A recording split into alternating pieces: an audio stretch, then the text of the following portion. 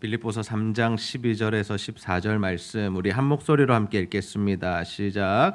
내가 이미 얻었다 함도 아니요 온전히 이루었다 함도 아니라 오직 내가 그리스도 예수께 잡힌 바 된 그것을 잡으려고 달려가노라. 형제들아 나는 아직 내가 잡은 줄로 여기지 아니하고 오직 한 일 즉 뒤에 있는 것은 잊어버리고 앞에 있는 것을 잡으려고 표대를 향하여 그리스도 예수 안에서 하나님이 위에서 부르신 부름의 상을 위하여 달려가노라. 아멘. 우리는 올해 마지막 날을 주일로 보내고 있습니다. 참 특별한 날이죠. 그리고 우리가 오늘 영상을 통해서 하나님께서 1년 동안 2023년 한 해 동안 우리에게 부어주신 은혜가 얼마나 큰가 하는 것들을 함께 살펴보았습니다. 하나님 우리 교회에 참 많은 일들을 행하셨습니다. 올 한 해 우리에게 주셨던 표어가 무엇입니까? 복음의 본질에 집중하며 선교의 한 발짝 더 나아가자였습니다. 우리가 하나님을 섬기는 이 믿음 가운데에서 정말 선교의 지경을 넓혀가는 이 한 발짝 옮기는 그 순종을 할 때 하나님께서는 우리가 알지 못했고 또 우리가 기대하지 못했고 생각하지 못했던 그 수많은 일들을 우리에게 허락하셨고 그 일들을 감당케 하셨던 것을 우리가 영상을 통해서 또 함께 살펴보았습니다. 우리 시간 정말 옆 사람을 이렇게 한번 격려했으면 좋겠습니다. 올 한 해 수고 많았습니다. 한번 인사하시죠. 네. 그리고 한 번 더 이렇게 우리가 인사하면 좋겠습니다. 모든 것이 하나님의 은혜입니다. 네. 우리가 이렇게 하나님의 은혜로 함께 교회를 세워갈 수 있는 것이 참 큰 은혜고 하나님 앞에 감사의 제목인 것 같습니다. 오늘 우리가 정말 이 한 해를 정리하면서 또 내년을 준비하면서 우리가 어떠한 자세로 하나님 앞에 서야 할 것인가, 우리가 한 해를 마무리하는 이때에 하나님은 우리에게 어떠한 삶의 자세, 신앙의 태도를 원하실까라는 말씀을 함께 나누고자 합니다. 사도 바울입니다. 사도 바울이 예수님을 믿는 자들을 핍박했습니다. 그가 예수님을 알지 못할 때 했던 일은 무엇이냐면 예수를 믿는 자들을 이단으로 규정하고 그들에 대해서 감옥에 잡아서 가두는 일들. 왜? 자신들의 나라에 그 있는 유대교, 하나님을 믿는 그 신앙, 그것에서 벗어난 이단들이 활동하는 것에 대한 마음이 좋지 않았기 때문입니다. 물론 하나님을 향한 마음이 있었습니다. 열심이 있었습니다. 열정이 있었습니다. 그래서 사도행전의 기록을 보면요, 이 바울이 어떤 일을 하냐면 스데반 집사님이 돌에 맞아 죽을 때 그의 옷을 들고 있었다라고 합니다. 무슨 의미냐면 그 정도로 영향력 있는 사람이었다라는 것이고 스데반이 죽는 일에 앞장서서 그 일을 행했던 사람이다라는 의미입니다. 그런 사도 바울입니다. 그런데 그가 이제 다메섹으로 가고 있었습니다. 무엇 때문에요? 그곳에 사는 예수 믿는 사람들 잡아서 감옥에 넣으려고요. 그때 주님이, 예수님께서 찾아오십니다. 그리고 물으세요. 바울아, 네가 왜 나를 핍박하니? 너 왜 나를 괴롭히니? 왜 나를 힘들게 하니? 왜 나를 어렵게 하니? 왜 나를 공격하니? 물으시는 겁니다. 사도 바울이 그때 주님을 만납니다. 그리고 깨닫게 되는 겁니다. 내가 지금 이 교회를 핍박하고 예수 믿는 사람들을 핍박하는 것이 주님을 핍박하는 것이었구나. 주님은 정말 하나님의 아들이시고 구원자시고 살아계신 분이셨구나. 이 영적인 체험을 통해서 사도 바울의 삶이 180도 달라지게 되죠. 어떻게 달라집니까? 자신이 예수 믿는 사람들 감옥에 넣으려고 그렇게 열심히 돌아다녔는데 이제 어떻게 사는 거예요? 주님의 그 복음을 전하느라고. 예수님이 진짜 살아계시고 하나님의 아들이시고 그 주님을 믿어야 구원을 받는다라고 온 세상을 돌아다니면서 복음을 전하는 삶을 살게 된 것이죠.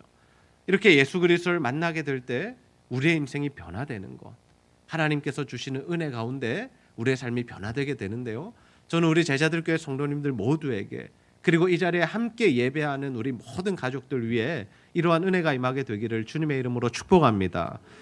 사도 바울이 이 주님을 영접하고 주님을 믿고 이제는 주님을 위한 삶을 살기 시작합니다. 그러면서 여러 지역들을 다니면서 복음을 전해요. 그 복음을 전하는데 어떤 일들이 있어요? 예수 믿는 사람들이 점점 많아지는 거예요. 사도 바울이 한 사람 때문에 계속해서 예수 믿는 사람들이 늘어나고 교회가 세워지고 하나님의 일들이 확장되는 거예요. 그럴 때 사도 바울의 마음에는 어떤 생각들이 들어올 수 있을까요? 야, 정말 내가 복음 전했더니 이렇게 많은 사람들이 예수를 믿는구나. 와, 이렇게 교회들이 세워지네. 이제 내가 가는 곳마다 내가 아는 사람들이 있어 라며 우리가 어깨 으쓱할 수 있는, 목이 조금 고다질 수 있는, 야, 내가 이 정도의 사람이야 라고 생각할 수 있다라는 거죠. 여러분, 보통 우리 주변에 이 성공을 이룬 사람들, 또는 무언가 한 영역과 한 분야에서 많이 높이 올라가 있는 사람들에게서는요, 이런 모습을 좀 발견할 수 있어요. 어떤 모습이요? 목이 고다진 모습이요. 내가 너무 잘났다라는 거죠. 내가 정말 노력해서 이 정도를 이루어냈다라는 그런 교만함들이 있을 수 있습니다. 그래서 그분들이 늘 이렇게 강연을 하거나 우리가 TV를 보거나 유튜브를 보면 그분들이 늘 하는 이야기가 무엇이냐면, 이렇게 했더니 이렇게 되더라라는 겁니다. 사업에 성공하고 싶냐? 그러면 이렇게 해라. 이런 강연들 여러분 많이 들어보셨죠? 자녀 교육을 잘하고 싶으냐? 그러면 이렇게 해라. 물론 전문가들이 할 수 있는 이야기입니다만은, 그런 이야기들을 하면서 뭔가 그 사람 안에 있는 그 높아진 마음들, 이런 것들을 우리가 느끼게 됩니다. 물론 그렇지 않은 사람도 있지만요. 그런데 사도 바울은 어떠했을까요? 엄청나게 많은 업적들을 이루었습니다. 많은 사람이 예수를 믿었고요, 많은 교회들이 세워졌습니다. 하나님 나라에서도 열매고요, 세상적으로 봐도 엄청난 업적이죠. 그런데 그 업적과 그리고 그러한 열매가 나타났음에도 불구하고 사도 바울은 어떤 마음이었냐? 빌립보서 3장 12절 말씀을 우리 함께 한번 읽어보겠습니다. 시작. 내가 이미 얻었다 함도 아니요 온전히 이루었다 함도 아니라 오직 내가 그리스도 예수께 잡힌 바 된 그것을 잡으려고 달려가노라. 아멘. 사도 바울이 자신의 한 사역에 대해서 이렇게 평가하는 겁니다. 스스로가 평가하는 겁니다. 사실 사도 바울이 자신의 업적을 자랑한들 누가 반박할 수 있습니까? 여러분, 이 시대에 사도 바울 같은 사람이 나와서 온 지역을 두루다니면서 복음을 전하고, 그래서 교회들이 세워지고, 그래서 그가 박수를 받는다 할 때, 그가 자신이 내가 이렇게 열심히 해서 이런 일들이 이루어졌습니다 라고 간증할 때 누가 그 사람에 대해서 반박할 수 있겠습니까? 엄청난 업적이거든요. 근데 사도 바울은 그것을 자신의 업적으로 여기지 않더라라는 거죠. 어떻게 여기는 거예요? 내가 이미 이룬 것도 아니야. 내가 완성된 것도 아니야. 내가 내 뒤를 돌아보면서 내가 이만큼 했지, 내가 정말 잘했지, 나 정말 훌륭하지, 이렇게 가지 않더라라는 겁니다. 뭐라고 이야기하는 겁니까? 나는 주님께 잡힌 바 된 사람이야. 나는 주님께 잡혀서 정말 계속해서 이 길을 걸어갈 뿐이야 라고 그렇게 고백을 하고 있는 거죠. 지금 목적지가 아니다라는 겁니다. 자신이 여기에 안주하지 않겠다라는 거죠. 주님께 잡힌 바 되었다라는 것이 뭘 의미할까요? 주님을 주인으로 모시는 인생이 되었다라는 거죠. 주님을 주인으로 모신다라는 것의 진정한 의미가 뭘까요? 여러분, 뭐라고 생각하세요? 여러분의 삶에, 여러분의 인생에 주님이 정말 주인 되십니까? 주인 되십니까? 우리가 예수를 믿는다는 게 뭘까요? 우리가 주님을 주인으로 모신다는 건 뭘까요? 우리가 예수를 믿고 구원을 받았다는 것은요, 죽어서 천국 가는 것만 말하는 것이 아닙니다. 내 삶에 주인을 주님으로 모시고 주님의 말씀이 내 삶의 모든 기준과 근거가 되는 것을 주님이 주인 되시는 인생이라고 표현하는 거예요. 사도 바울의 삶이 그렇게 변하는 겁니다. 어떻게 해요? 주님이 주인 되시는 인생. 하나님께서 나에게 복음 전하라고 하시니 복음을 전하고, 네가 여기까지 가기 원하신다 하시니 거기까지 가는 것이고, 또 그곳에서도 어떻게 해요? 자신의 계획과 플랜대로 움직이는 것이 아닙니다. 하나님이 원하시는 만큼, 성령이 열어가시는 만큼, 주께서 하라고 하시는 만큼만 복음을 전하고 그 지역을 떠나기도 하고 머물기도 하는 일들이 있었다라는 거죠. 아, 여기가 너무 좋으니까 내가 2년 동안 머물러야지 하고 머무는 것이 아닙니다. 여기는 나를 괴롭히니까 빨리 떠나야지 하고 떠나는 것이 아닙니다. 하나님이 열어가시는 만큼, 하나님이 허락하시는 만큼, 하나님이 원하시는 만큼 그곳에 있는 겁니다. 그래서 사도 바울의 삶에는 열매도 가득했고 고난도 가득했던 거예요. 사도 바울이 눈치가 없어서 그런 것이 아닙니다. 야, 이쯤 하면 좀 빠져야겠다. 야, 이쯤 하면 도망가야겠다. 사도 바울에게 그런 감각이 없어서 고난을 당한 게 아닙니다. 사도 바울은 고난을 당하더라도 그 고난이 하나님의 뜻이라면 그곳에서 머물러서 고난을 당하는 거죠. 여러분, 마치 이스라엘 백성들이 광야 생활을 할 때 하나님의 인도받았던 것이 기억나지 않습니까? 구름 기둥과 불 기둥이라 그랬죠. 성막 위에 떠오른 그 구름을 통해서 이스라엘 백성들이 인도를 받았습니다. 어떻게 해요? 떠오르면 갈 준비를 합니다. 그리고 그 구름을 따라서 이동합니다. 자신들이 원하는 곳으로 가지 않았어요. 하나님이 인도하시는 길을 따라가는 겁니다. 그리고 한 곳에 그 구름이 멈추어 섭니다. 그러면 장막을 지고 진을 치고 다시 그곳에 정착하는 겁니다. 근데 그곳의 상황이 어때요? 좋지 않아요. 물이 없어요. 먹을 것이 없는 거예요. 그러면 어떻게 해야 돼요? 우리 생각에는 야 빨리 떠나자. 다른 곳으로 가자. 오아시스가 있는 곳으로, 물줄기가 흐르는 곳으로 가자라고 우리는 대안을 내놓아야 되는 거죠. 그런데 모세는 어떻게 하는 겁니까? 전혀 움직이지 않는 겁니다. 뭐만 바라보고 있어요? 구름 기둥과 불 기둥만 바라보는 거예요. 왜? 하나님이 가자고 하셔야 가는 거니까. 여러분, 우리가 정말 예수님을 믿는다라면, 우리가 주님을 정말 우리의 주인으로 생각한다라면, 인정한다라면, 고백한다라면요, 우리의 원함대로, 우리가 하고 싶은 대로 움직이는 것이 아니라 하나님이 우리에게 원하시는 대로 움직일 수 있는 자들이 다 되시기를 주님의 이름으로 축복합니다. 이번에 고3 수능을 치고 한 이제 청년이 되어가는 이제 한 자매가 연락이 오는 거예요. 목사님, 이 대학을 붙었어요. 그래, 감사하다. 또 다른 대학을 기다려보자. 목사님, 이 대학도 붙었어요. 그래, 너무 감사하다. 그러면서 저에게 질문하는 겁니다. 목사님, 근데 어디 가야 되죠? 감사하게도 다 붙은 거예요. 하나만 붙으면 하나 붙은 데 가면 되잖아요. 그런데 세 군데가 다 붙은 거예요. 그러면서 목사님 어디 가야 되느냐고 저한테 묻는 겁니다. 친구들은 이렇게 이야기한대요. 또 자신은 이렇게 생각한대요. 그래서 제가 이렇게 대답해 주었습니다. 지금부터 친구들 연락 아무에게도 하지 말고, 아무 사람의 소리도 듣지 말고, 하나님께 어딜 가면 좋겠느냐고 기도하면서 물어봐라. 하나님께서 주시는 음성을 듣고 하나님 주시는 마음으로 움직여라. 그랬더니 이렇게 대답하더라고요. 안 그래도 엄마가 내일 새벽 기도 가서 기도하자 하시더라고요. 그래, 새벽 기도 와라. 주의 음성을 듣고 결정해라. 그렇게 이제 결정을 했다라는 소식을 듣게 됩니다. 여러분, 이런 절차들이 우리 안에 왜 필요할까요?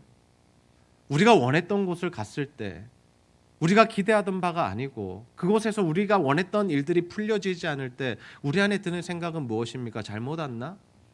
내 길이 아니었나? 내 적성이 아니었나? 이런 고민들을 하게 되잖아요.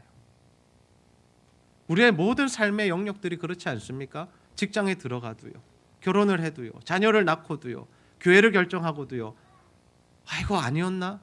잘못 왔나? 그런 고민들과 후회들과 의심들을 할 때가 있죠. 그래서 우리에게 필요한 일들이 뭐냐면 정말 내 주인 되신 주님이 뭘 원하시는가. 여러분, 그것이 확인되어질 때 우리의 인생이 분명해진다는 사실을 여러분 기억하시기를 바랍니다. 그게 결정이 돼야 되는 거예요. 상황을 보고 움직이고 환경을 보고 움직이지 마십시오. 어디가 돈 더 많이 주고 어디가 더 좋은 대학인가를 보고 결정하지 않으셨으면 좋겠어요. 어떤 사람이 더 스펙이 좋은가를 보고 고르지 않으셨으면 좋겠어요. 하나님이 무엇을 원하시는가를 보시고, 하나님이 여기 있자고 하시면 여기에 계시고, 하나님이 무언가 하자고 하시면 하실 수 있는 저와 여러분 다 되시기를 주님의 이름으로 축복합니다. 사도 바울은 안주하지 않았습니다. 충분히 안주할 만한 인생입니다. 너무나 많은 업적을 이루었거든요. 여러분, 혹시 오늘 영상을 보면서 어떤 생각을 하셨나요? 여러 생각들이 떠오르셨을 거예요. 내가 저기 있었지. 야, 정말 우리가 저런 일들을 했었지 하시는 분들도 계실 거고, 와, 교회가 뭐 이래 많은 사역을 했노, 이렇게 하는 생각을 하시는 분들도 계실 거고, 야, 정말 우리가 수고했다, 힘들었다라고 생각하시는 분들도 계실 거예요. 근데 정말 주님이 원하시는 마음은 뭘까? 주님이 원하시는 마음은 뭘까? 우리 빌립보서 3장 13절 14절 말씀 함께 한번 읽어보겠습니다. 시작.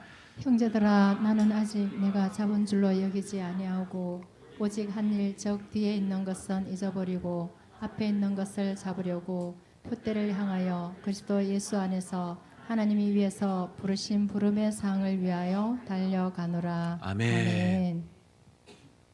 사도 바울의 자세가 어떠했습니까?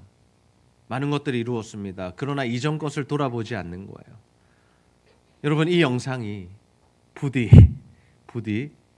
오늘 이후로 여러분에게서 잊혀지기를 주님의 이름으로 축복합니다. 많은 은혜들을 누렸고 그것을 감사는 해야 하지만, 야, 우리가 많이 했어. 야, 올해 수고했어. 그러니까 내년에는 좀 쉬자. 여기로 가시면 안 된다라는 거예요.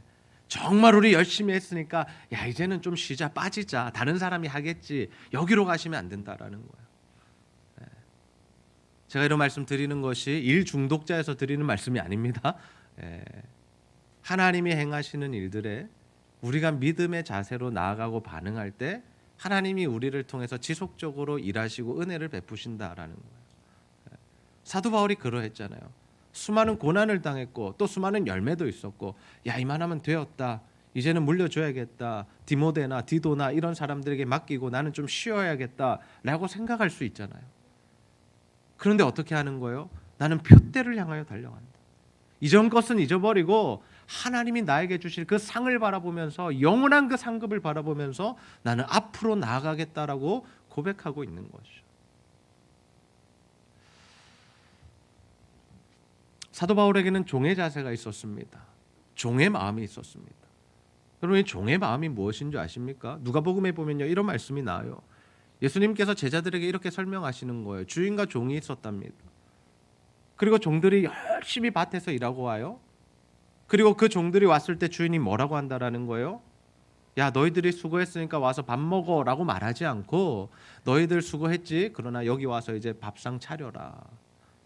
그리고 주인이 다 밥을 먹는 동안에 종들은 시중을 들고, 주인이 배부르게 먹은 다음에 어떻게 한다라는 거예요? 야, 이제 너희들 밥 먹어라고 말한다라는 거예요. 그러면서 주인이 그들에게 고마워한다거나 감사하다고 표현하지 않는다라는 겁니다. 왜요? 주인과 종의 존재 자체가, 관계 자체가 그러하기 때문입니다. 이 말씀을 우리 시대로 그대로 가져오면요, 우리가 마음이 좀 불편해요. 왜냐하면 우리가 이 종이라는 이 부분에 대해서 경험해 보지 않았고, 이것을 우리는 어떻게 생각하냐면, 여러 가지 용어로 설명할 수 있지만 뭐 갑질이라든지 또는 뭐죠? 뭐 인권 탄압이라든지 비인격적 대우라든지 이런 용어들을 우리가 자주 사용하기 때문에 이 시대의 주인과 종의 모습을 바라보면서, 야, 주인이 너무했다, 주인 나빴네, 이렇게 갈 수 있다라는 거예요. 그런데 그 시대와 문화를 살펴보면요, 그렇지 않다라는 겁니다.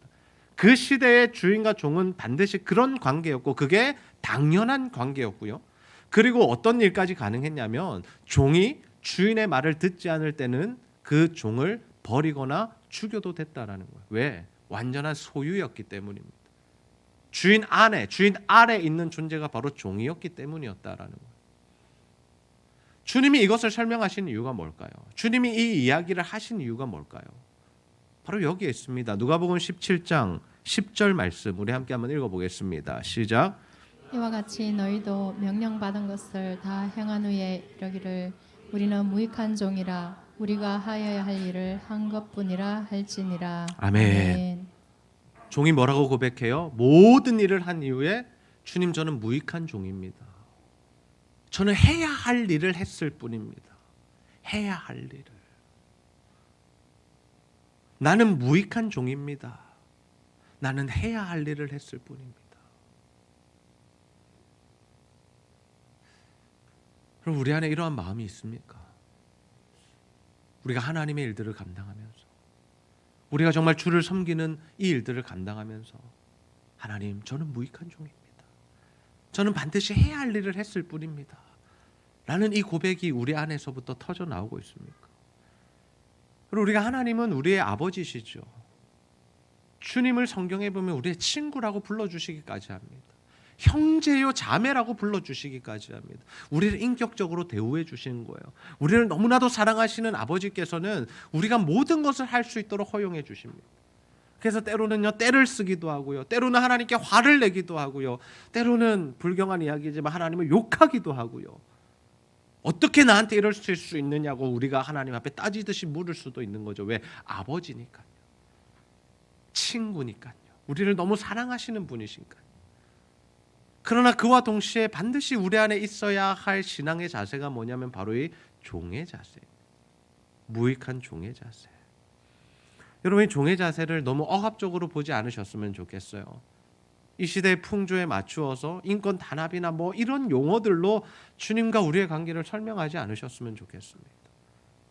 우리가 주님 안에 거하고 주님의 보호를 받으며 주님이 나에게 생명 주셨음을 기억하며 주님이 주신 것들로 하나님을 위하여 마음껏 일할 수 있는 것, 그리고 그 일을 행한 이후에 내가 뭔가 의를 가지고 나의 공로를 칭찬받기보다는 그저 하나님 앞에 나는 무익한 종입니다, 내가 해야 할 일을 했을 뿐입니다라고 고백할 수 있는 그런 믿음과 신앙의 자세가 우리에게 있기를 주님의 이름으로 축복합니다. 제 안에도 그런 감격들이 있습니다.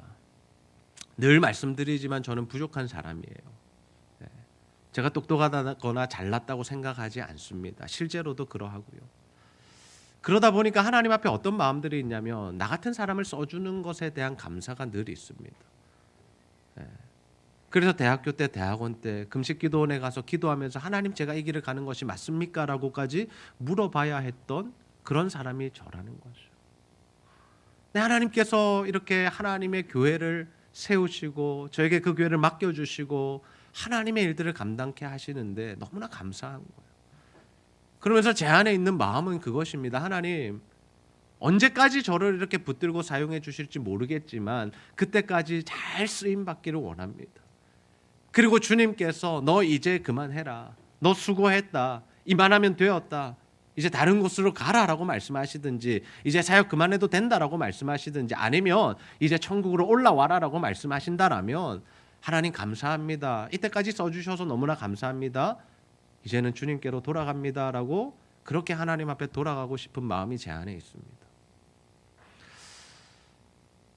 올 한 해를 우리 마무리하는 주일입니다.